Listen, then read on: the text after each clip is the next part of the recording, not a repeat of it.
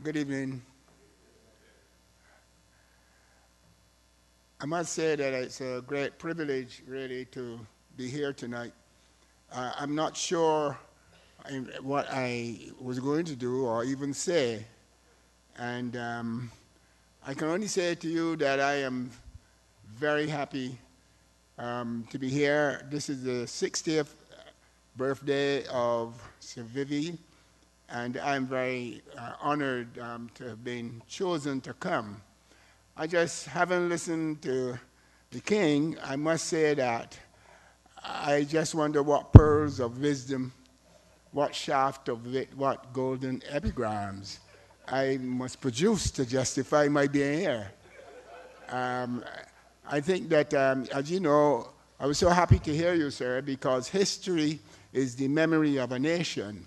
And if you don't know your history, you're condemned to make the same mistake over and over again. I don't know if that sounds familiar, or if you know anybody who does that. But it is amazing because, you know, the three W's, for instance, mean World Weeks and Walcott. But it will probably surprise you to know that even in the university circles, when you ask people what the three W's stand for, they tell you the World Wide Web. So I just want Antiguans to understand that in Sir Vivian Richards, they have a treasure, and you have to know his history and understand while he's here with us that we, you know, should be very proud of him. The mere fact that he is the only living national hero is fantastic. Only Sir Garfield Sobers in Barbados, too, has that distinction. And I think it's fantastic. Well, Sir Viv, most of the times that I had contact with Sir Viv, it was simply when I was the manager of the West Indies team. Some people don't even know that I managed the West Indies team in 1971, throughout the 80s, certainly. When we talk about fire in Babylon, I was the manager all that time. And I always say that if these great captains from 1980 to 1995, who won 27th series and were the embodiment of world cricket supremacy, and I was the manager, you have to put me in there too. And captain is, as the manager of Sir Vivi, I must say this to you that I remember we were in India and Pakistan, and then went on to Australia, and you know, we came home, and we had then to go back again in 84, 85. Of course, you know that the 1984 team is considered to be the greatest team the world has ever seen. I don't see any team that can match it. Perhaps as Simon Nurse had opened the batting in 1963, we could probably have a claim, but I still think that the 1984-85 West Indies team is the greatest team the world has ever seen. And I don't hear a lot of people who actually contradict that. So Viv was a great player in that. You know, the swagger, the stare, you know, the unorthodox at that time, because the English used to say that you're not supposed to hit a ball on the outside of your stump through mid-wicket. And the fact that Sir Viv did that with such ease, you know, mesmerized them. But I remember having gone home after the first tour, it was quite obvious that we were going back to Australia. And it was a time, this was the last tour for Clive Lloyd as captain. And Viv was the vice captain, you may recall. And I was very happy to go there because I wanted to make sure that that transition, you know, was properly done. I just want to make sure about that. Because some people had all sorts of, you know, ideas about West Indies team, and having not known anything at all about them, they still had these ideas. So I went, and I was very happy. At the end of the tour, I was the personnel and public relations manager at Banks Breweries. I had 12 years service in that company. So when they decided that they were going back to England to Australia for that tour, 6-month tour, I made sure that I did the negotiations. I called up the union and we did the negotiations, and I had everything planned out, even had somebody to cover for me if there was a strike. It was hard, never a strike when we were there, so I was pretty easy with that. And I did everything possible to make sure that I could go back to Australia because I wanted to make a smooth transition from Lloyd to Richards. And I went back, and at the end of the tour, I came home. And when I came home, can you imagine a man who's the manager of the greatest team the world has ever seen came back home just to be fired? The chairman had told me that I couldn't go. I said, no, you can't tell me I can't go. You could tell me if I go, you will fire me. And that is what they did. And, well, quite frankly, what happened, though, that was the end of my tenure, having gone to England, to Australia. And then Viv called me up. He said, listen, we play in New Zealand, you know, this is 1985. I said, well, I am not in that. You know, my tenure is over. He said, listen, if you don't manage this team, I'm not captaining it, you know. And, oh, so what do you do? So I managed the team, and we beat New Zealand 5-0. You might well remember that. Now, that is the sort of synergy that we had. I also recall, you know, when I was president of the West Indies Cricket Board, and, you know, could have some clout. I remember Sir Viv was the chairman of the selectors, and I made sure that a selector, preferably the chairman or his nominee, will accompany teams going overseas. Because I remember when I was chairman of the selection committee, we had a tour in Australia, and suddenly they said they had a few injuries, but when I tuned into the radio, a man that was not even picked in the team was the opening bowler for West Indies. So I want to make sure that selectors should have some continuity. I mean, you know, you pick a team and send it somewhere, and then you see all sorts of things happening. And I must say that since then, the West Indies have had the selectors going overseas. Now, Sir Viv Richards, to my mind, was not only a great batsman or great cricketer, he was an extremely good captain. That is a fact. He has never lost a test series, and that's a fact too. And I must say to you that I realized when he really made it, because he mastered the 3 theoretical paradigms of knowledge, skill, and desire. Now, knowledge is power. The Latin says, scientia est potestas. Knowledge is power. Last schoolboy. I don't go like that. And, you know, it is power, but you have to control it. That's what Cicero said. Control it. So you have to, and Viv Richards control it. You know, and people will think different, but I'm telling you, he could control it. And knowledge is what to do, and he knew what to do. Now, skill is how to do it, and you need to acquire a new skill every day, and that is what Sir Viv did. He could bat, he could bowl, he could field, he could run out men. He acquired skills, and that is what you have to do. You know, some people have to get up out of their hallelujah chorus and, you know, deal with things. Nobody can make you feel inferior without your permission. And that is exactly what Viv Richards did. He was inferior. He was inferior to no one, okay? Now, desire.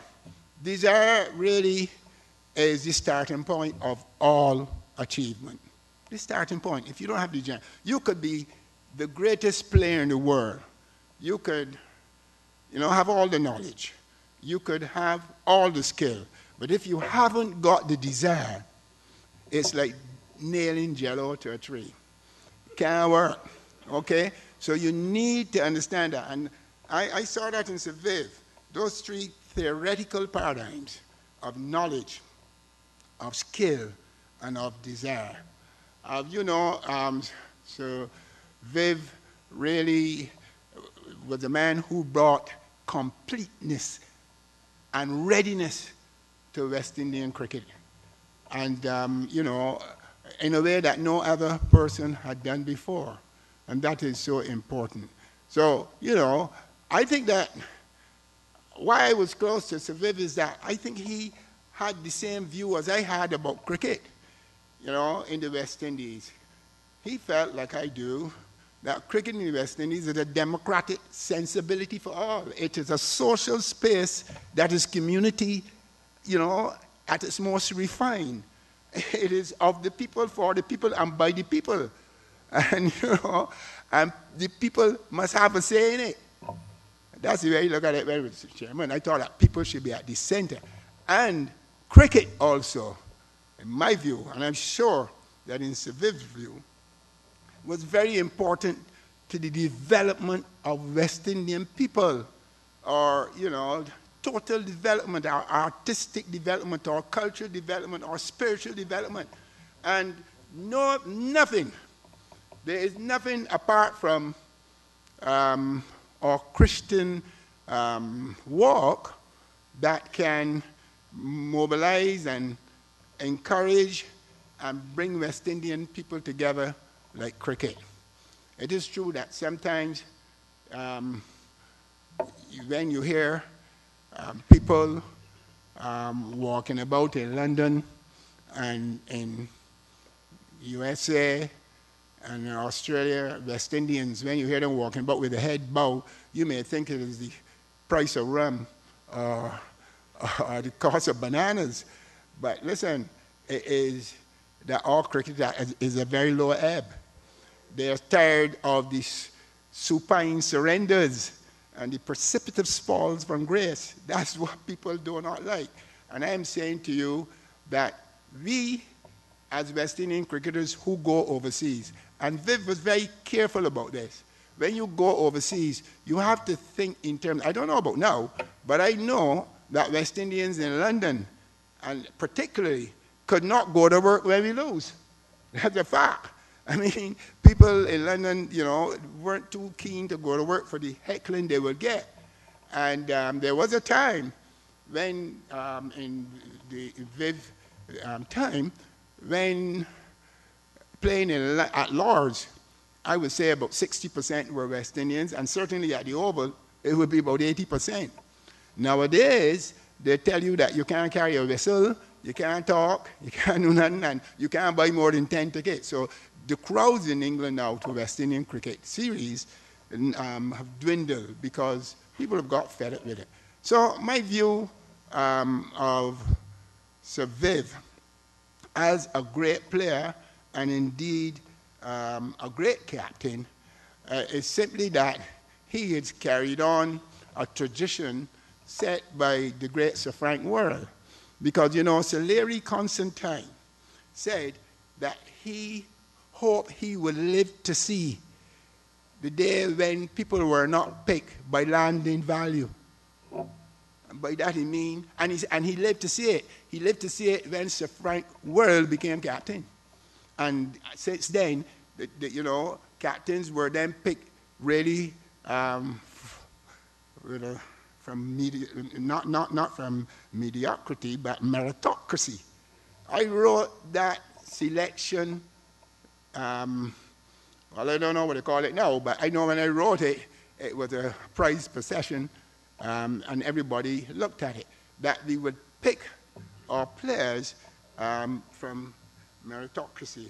I hear you mention the question of Sir Frank Worrell in 1960. I want to tell you that Sir C.R.L. James in 1960, knowing fully well that the West Indian Federation was in trouble, wrote to Sir Frank Worrell, and he said, if your players can demonstrate that they can hold their own out there, well then, this would be the end of colonialism in the Caribbean.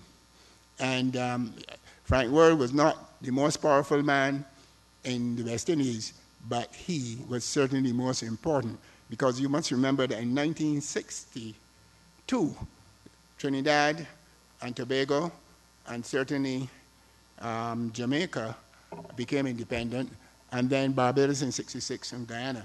So you must not think that cricket is not important to people in West Indies, because I think that our, as far as cricket is concerned, our artistry, and how we play the game is so much different from other people.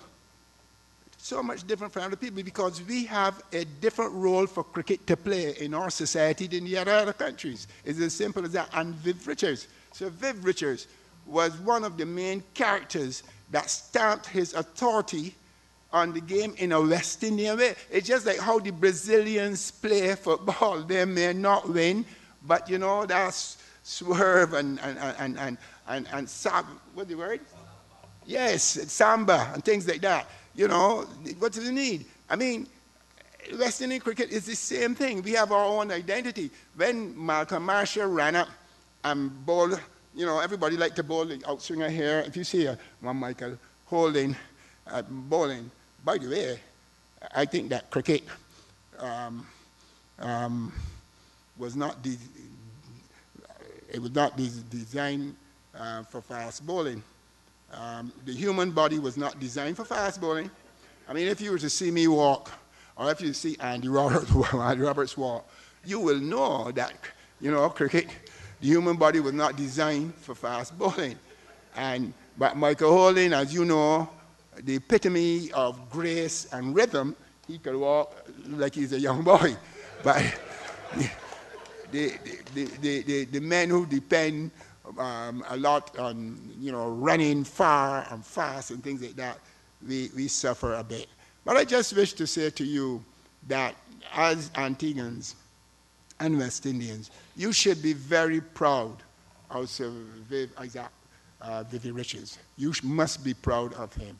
And I would say that my cricketing life has been richer for him.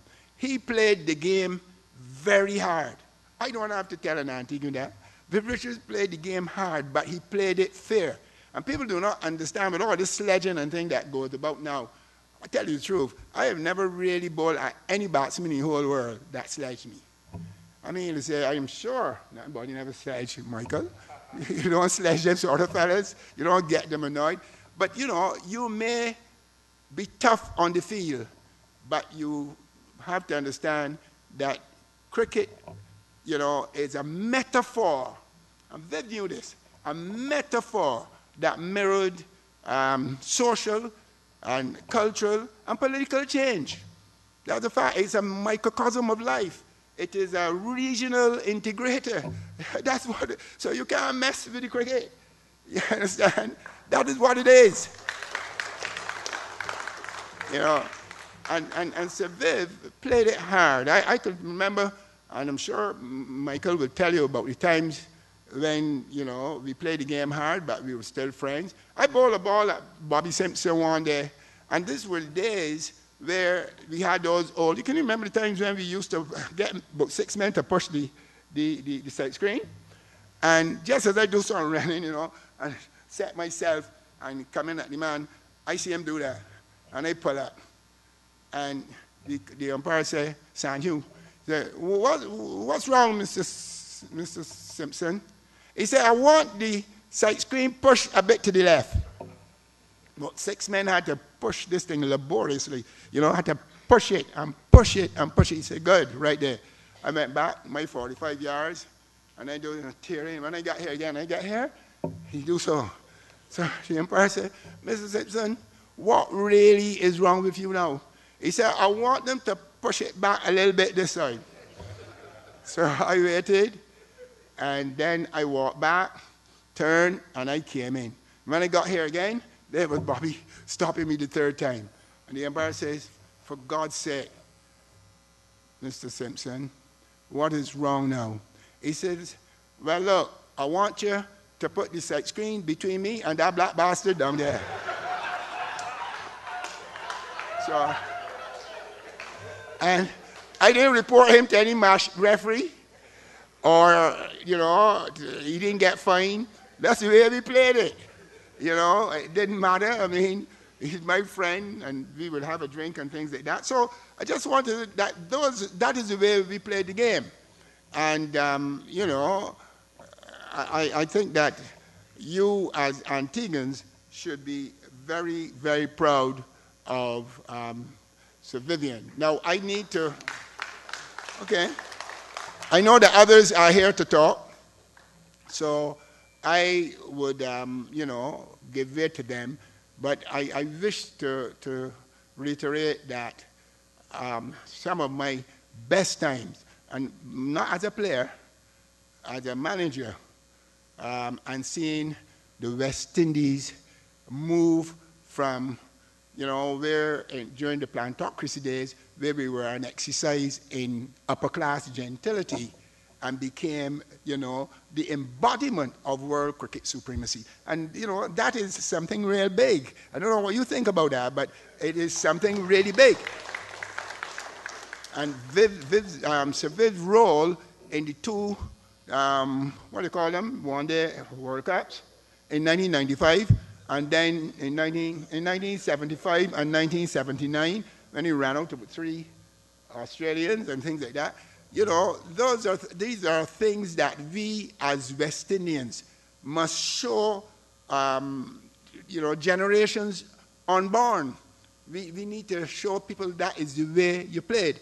And if you're going to have an example how cricket should be played as tough as possible, but in the spirit of it, well, then I think that Vivian Richards is the epitome of that type of play.